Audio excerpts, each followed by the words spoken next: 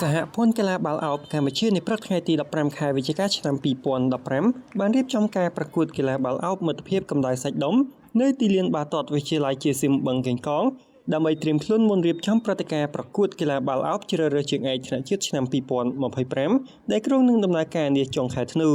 លោកលុនសាមាឌីប្រធានសហព័ន្ធកីឡាបាល់ឱបកម្ពុជាបានឲ្យដឹងថាសម្រាប់ការរៀបចំការប្រកួតកីឡាបាល់ឱបមិត្តភាពនិងការប្រកួតកម្ដៅសាច់ដុំនេះមានក្រុមកីឡាករកីឡាការិនីសរុបចំនួន8ក្រុមដែលបានធ្វើដំណើរមកពីតាមអង្គការស្ថាប័នខេត្តក្រុងនានាក្នុងប្រទេសកម្ពុជាដោយមានទាំងក្រុមឈុតធំនិងក្រុមឈុតតូចលោកបន្តថាក្នុងចំណោម8ក្រុមដែលបានចូលរួមមានក្រុមកីឡាករអាយុក្រោម16ឆ្នាំចំនួន3ក្រុមក្រុមកីឡាការិនី3ក្រុមនិងក្រុមកីឡាករឈុតធំចំនួន2ក្រុមហើយការប្រកួតប្រព្រឹត្តទៅរយៈពេល1ថ្ងៃពេញតែម្ដង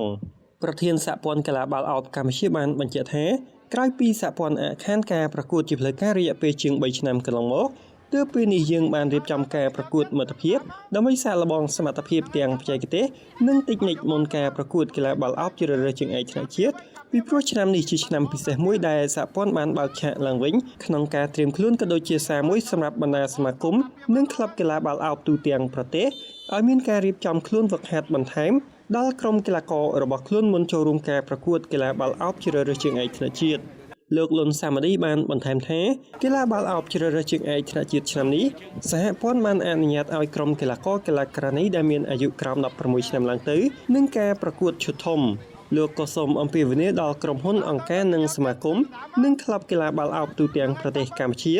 ចូលរួមឧបត្ថម្ភនិងចុះឈ្មោះក្រុមចូលរួមការប្រកួតកីឡាជើងឯកថ្នាក់ជាតិនេះកុំបីអាក់ខាន